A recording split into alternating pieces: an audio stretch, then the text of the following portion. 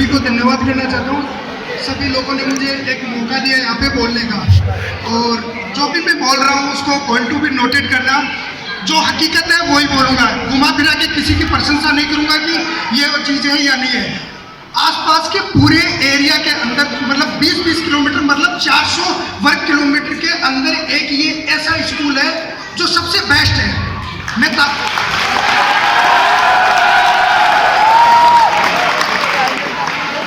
अब तुम ये सोचोगे कि इसको बोलने का मौका दे दिया इसलिए इसने प्रशंसा कर दी स्कूल की कि ठीक है ये बेस्ट है। अब मैं इसका रीजन देता हूँ कि कैसे बेस्ट है। बहुत सारे रीजन आपको गिनवाऊंगा कि बेस्ट कैसे है। आसपास के अंदर पिछले 6 महीने या 12 महीने या 2 साल 3 साल उठा लो, 3 साल के अंदर आसपास के 400 वर्ग किलोमीटर के अंदर कोई साइंस एग्जीबिशन हुआ नहीं हुआ, जिसमें टेक्निकल चीजें जो बच्चे कॉलेज के अंदर जाकर के 3-3, 4-4 साल तक पढ़ाई करते हैं और उसके बाद में प्रोजेक्ट सबमिट करवाते हैं, वो प्रोजेक्ट यहाँ पे बच्चे 11th और 12th में सबमिट करवाते हैं।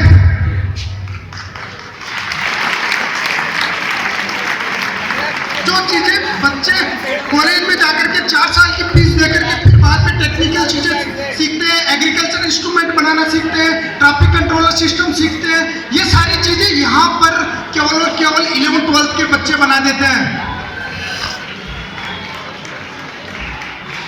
हमारे पेरेंट्स क्या करते हैं, हमारे बच्चों को सबको मतलब एक तरीके से डाइवर्ट करते हैं कि आप लोग है ना मतलब सभी के बच्चे फाउंडेशन कर रहे हैं तो हमारे बच्चे भी करने चाहिए, मतलब एक्शन। याद रखना उन स्कूलों और जो मतलब हाई लेवल की स्कूलें होती है उनमें ट्रैप में फंसाया जाता है बच्चों को। आपके बच्चे की क्षमता है 50 किलो वजन उठाने की और आप उसमें 1 कुंटल लाद रहे हो, और क्यों लाद रहे हो कि अपने पास का जो बच्चा है वो उस स्कूल में पढ़ रहा है, वहां पे 60-70 हज़ार रुपए फीस दे करके फिर बाद में उस ट्रैप में फंसे। यदि किसी के गलती से सप्लीमेंट्री भी आ जाती है ना तो उसे दोबारा रिपीट करवाने के लिए यहाँ पे फ्री में पढ़ाया जाता है और वो सप्लीमेंट्री क्लियर करवाई जाती है।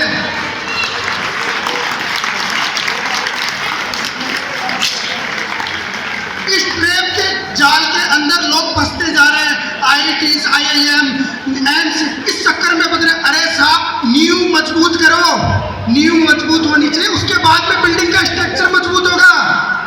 उसके ऊपर पहले से आप इतना लोडेड दे रहे हो कि वो डायरेक्ट आप मतलब कि फाउंडेशन भी साथ चलना चाहिए, कोचिंग भी साथ चलनी चाहिए, स्कूल भी साथ चलनी चाहिए।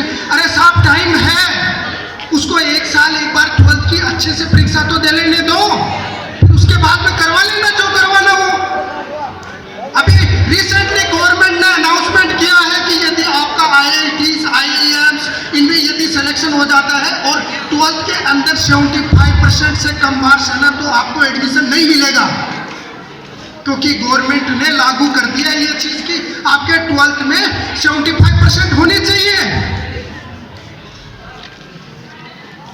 आसपास के स्कूलों के अंदर केवल एक ही फंक्शन मनाया जाता है, वो है एनुअल फंक्शन। सामाजिक कार्यक्रम तो होते ही नहीं है हर स्कूलों के अंदर। डायरेक्ट वहां पे जाकर के आप देखोगे ना तो ओनली एक एनुअल फंक्शन मिलेगा और कुछ नहीं मिलेगा। ये सांसारिक कार्यक्रम कहाँ जाएंगे? इन्हीं से तो जिज्ञासा बढ़ती है।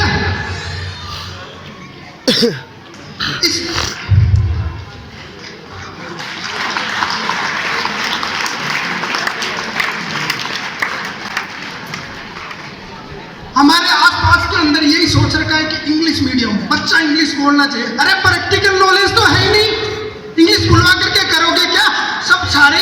और याद रखना जो इंजीनियरिंग के चक्कर में पढ़ते जाकर के कि और उनके परसेंटेज मार्क्स कम होते हैं और उनको कॉलेज वगैरह या कोई इंस्टीट्यूट ट्रैक में फंसा लेता है, तो याद रखना पुराना डेटा उठा करके देख लेना 83% इंजीनियर बेरोजगार घूमते हैं। क्यों घूमते हैं? यही तो कारण है कि हम ट्रैक में फंसते हैं।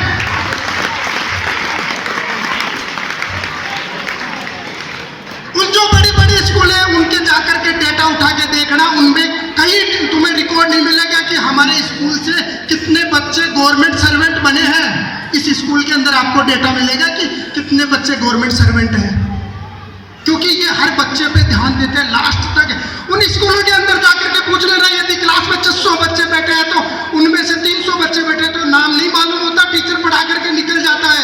यहाँ पे यदि 60 बच्चे भी बैठते हैं ना तो एक बच्चे का रिकॉर्ड मालूम होता है, क्योंकि ये धरातल से जुड़े हुए हैं।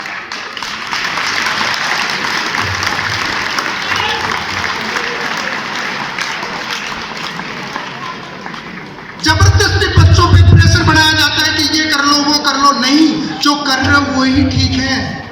सबसे पहला मोटिव होना चाहिए कि हमारा 12th के अंदर सबसे बढ़िया परसेंटेज होनी चाहिए। इस बार प्रमोटेड स्टूडेंट है सारे के सारे प्रमोटेड है, क्योंकि उन्होंने लास्ट सबसे बड़ा बैरिकेड 12th के अंदर है। और इस बार लगातार मेहनत करने के बाद, क्योंकि राजस्थान के अंदर राजस्थान टेक्निकल यूनिवर्सिटी से लेकर के राजस्थान यूनिवर्सिटी जो जयपुर में है, उसके अंदर भी परसेंटेज के बेस पे ही कट ऑफ निकलती है, उसमें भी वो परसेंटेज के बेस पे ही सीट मिलती है।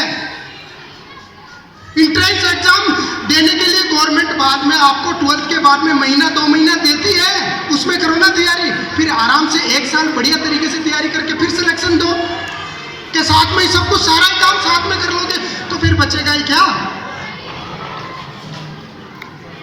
तो मेरे कहने का मतलब यही है कि आप एक सिटी बाय सिटी काम करो, सारी चीजें समझो और उसके बाद में एक्शन लो। और पेरेंट्स को मैं एक ही चीज बोलता हूं कि आप हर महीने 1 दिन निकालिए अपने बच्चों के लिए, केवल 1 दिन, 1 महीने में 1 दिन, 12 महीने में 12 दिन जाकर के स्कूल में उस बच्चे का रिकॉर्ड मालूम करो कि इसके पिछले महीने में कितने मार्क्स आए थे, कौन से टेस्ट में कितने आए थे और इस महीने में कितना इंप्रूवमेंट करवाना है। आप लोग जब 12th या 10th का जब लास्ट में रिजल्ट आता है ना, तब जाकर बोलते सर हमारे बच्चे के तो परसेंटेज ही नहीं बनी। अरे बनेगी कैसे? तुम पहले तो आते, पहले संभालते आकर के पूछते कि इसके कम मार्क्स क्यों आ रहे हैं, उसके बाद में पता चलता ना कि कम मार्क्स क्यों आए इसके। पर लब लास्ट में सब और आएंगे तो 2 ही दिन आएंगे, एक तो एडमिशन करवाने, एक फीस जमा करवाने, और उस दिन भी नहीं पूछते कि मेरे बच्चे के पिछले टेस्ट में कितने मार्क्स आए थे। फिर लास्ट में जाकर के सारा ठीक रहा नहीं, स्कूल वालों के ऊपर फोड़ते हैं कि नहीं साहब स्कूल ही से, स्कूलें सारी सही होती है, सारी बेस्ट होती है। पर ये स्कूल है ना सबसे बेस्ट लगा है, क्योंकि सारे, मैं एक सोशल काम करता हूँ, बिल्कुल आम आदमी की तरह रहता हूँ, मैं कोई रिप्रेजेंट नहीं करता कि मैं इंजीनियर हूँ या कुछ हूँ, को भी कभी मैंने किसी को कुछ नहीं बोला कि मैं क्या करता हूँ क्या नहीं करता हूँ।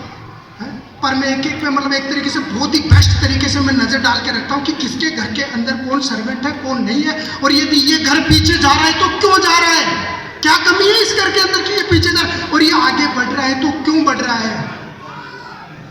तो मेरे कहने का मतलब यही है कि अपने बच्चों पे ध्यान रखो, शांति से उनको जो भी पढ़ाई लिखाई हो उन पे नजर रखो, हर महीने रिकॉर्ड वगैरह भी चेक करो, कम मार्क्स आ रहे हैं तो क्यों आ रहे हैं, और कोई मतलब एक डिस्टर्बेंस क्रिएट नहीं होता। और एक सबसे बड़ा डिस्टर्बेंस याद रखना, पेरेंट्स जो फीस जमा नहीं करवाते ना, सुनना मेरी बात ध्यान से, पेरेंट्स जो फीस जमा नहीं करवाते ना वो टाइम पे जमा करवाए। क्यों करवाना है टाइम पे? क्योंकि उस एक डिस्टर्बेंस की वजह से आपके बच्चे को शायद सपोज करो उसे 2-4 दिन के लिए क्लास नहीं लेना पड़ेगा, तो उसके 2-4 दिन नहीं जाते हैं, उसके 20 दिन जाते हैं, क्योंकि वो 2-4 दिन में घूमने फिरने लग जाता है, ध्यान नहीं देता और माइंड डाइवर्ट होने करके उसको वापस रिपीट उस पोजीशन पे आने के लिए 25 दिन चाहिए होते हैं। अरे साहब किसके लिए कमाते हो? इन बच्चों के लिए तो कमाते हो ना, यही तो आगे जाकर के तुम्हारा साथ बनेंगे। तो मैं धन्यवाद इतना ही बोलना चाहता हूँ, बहुत बहुत धन्यवाद, आपने मुझे टाइम दिया, थैंक यू सो मच। भाई राजेंद्र ने बहुत ही